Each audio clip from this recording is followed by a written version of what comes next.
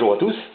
Alors au début du printemps dernier, j'avais conservé quelques noix que j'avais l'intention de faire germer pour sélectionner une variété de noix qui ne sont pas à proximité du potager. Donc j'avais l'intention de replanter quelques noix, donc quelques noyers aux alentours. J'ai pris un petit sachet zip comme ça. J'y ai disposé un petit peu de terreau que j'ai pré-humidifié légèrement. Voilà, comme on peut le voir. Donc c'est pas détrempé, c'est juste humidifié. J'ai disposé dans ce sac 3 ou 4 noix, je ne sais plus, je crois qu'il y en a 4. Voilà. Et puis j'ai refermé le sac et j'ai placé le sachet au frigidaire, donc dans la partie haute du frigidaire, pas dans le bloc à congélation, mais dans un des rayons supérieurs du frigidaire. Et je les ai laissés ainsi pendant à peu près 2 mois. À partir du 2e mois, j'ai placé les sachets, j'ai vérifié de temps en temps, mais j'ai placé les sachets sur le rayon du bas, donc pendant à peu près une dizaine de jours. Et puis vers le 15 mai, j'ai sorti les paquets, je les ai mis dans une barquette comme ça, puis tout simplement que j'ai posé sur l'appui de fenêtre. Donc là, nous sommes maintenant le 4 juin, et on va voir un petit peu où on est, l'état de germination de ces différentes noix. Et donc là, j'ai pu constater qu'en fait, les noix avaient commencé à s'ouvrir pour laisser apparaître un germe. Et là, je vais faire attention parce que j'ai l'impression qu'il y a déjà des racines. Je vais y aller gentiment pour ne pas risquer d'abîmer les racines. Je vais sous la noix et j'essaie de voir si je peux sentir la racine. Ouais, je la sens. Donc avec mon doigt, je vais suivre le trajet de la racine. Voilà, pour essayer de récupérer gentiment la noix. Et comme le terreau est assez friable, eh bien je parviens à récupérer la racine sans l'endommager. Donc voilà déjà le premier noyer. On voit déjà l'aspect massif de cette racine, elle est vraiment coriace. Voilà, donc je vais plus tarder, maintenant je vais les replanter.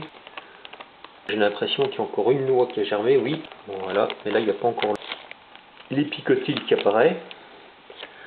Voilà, donc encore une autre variété de noix ici. On voit l'aspect de cette racine. Voilà, et là on peut apercevoir une partie un peu plus verdâtre, d'où va émerger le germe. Donc la partie, on va dire, végétative de la noix. Alors je regarde s'il y en a une autre.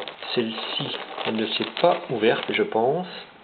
Voilà, ici on a une noix qui ne s'est pas ouverte. Donc au départ, elle s'entrouvre comme une huître, et puis après elle laisse apparaître cette racine. Et j'en ai encore une ici qui ne s'est pas ouverte non plus. Je regarde s'il en reste encore une. Non, c'est tout ce que j'ai planté dans ce paquet. Voilà, donc maintenant je vais remettre les noix en place. On ne sait jamais s'il y a quelques noix qui voudraient encore germer. Et je vais donc planter ces 2 noix-ci.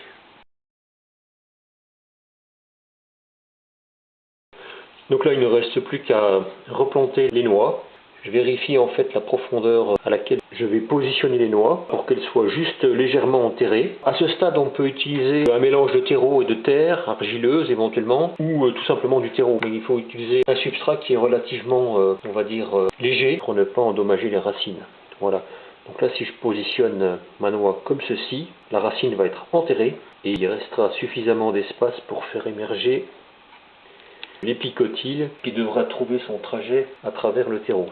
Voilà, donc je fais bien attention de ne pas lâcher la noix parce que la racine peut être cassante tant qu'elle n'est pas bien maintenue par le terreau. Voilà, on peut utiliser des bouteilles de 2 litres, je pense que ce serait un petit peu plus large déjà, mais bon, ici ça va. Voilà, maintenant le plan est relativement bien centré, je vais juste couvrir à peine la noix. Et comme le terreau est relativement, on va dire, humide, il n'est pas détrempé, et voilà, quand je serre le terreau, il forme une boule. Voilà, donc pareil pour l'autre noix. Voilà, je vais centrer le plan comme ceci.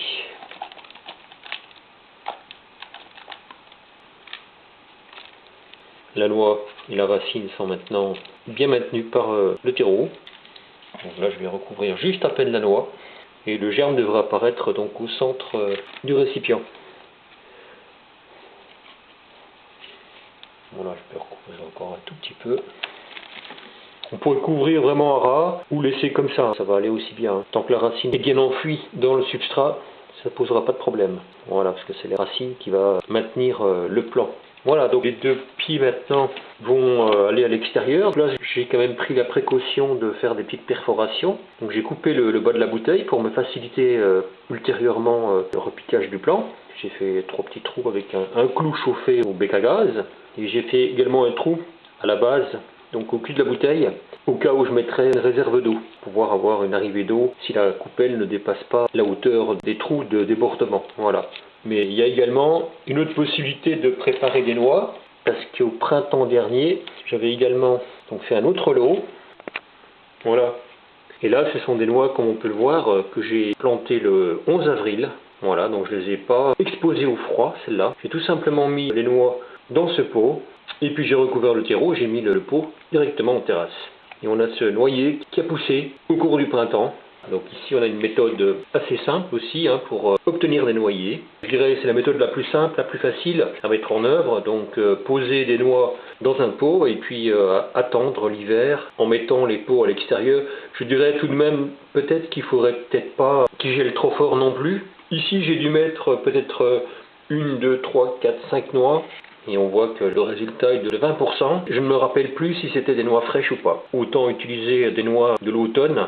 Et puis on peut sélectionner ces variétés de noix pour pouvoir éventuellement développer ces noyers à proximité. Voilà, il y a toujours des places dans des endroits où on peut planter des noyers. Voilà, donc j'espère que cette vidéo vous aura été utile pour produire vos propres noyers. Et puis donc, moi je vous dis à très bientôt pour de prochaines vidéos.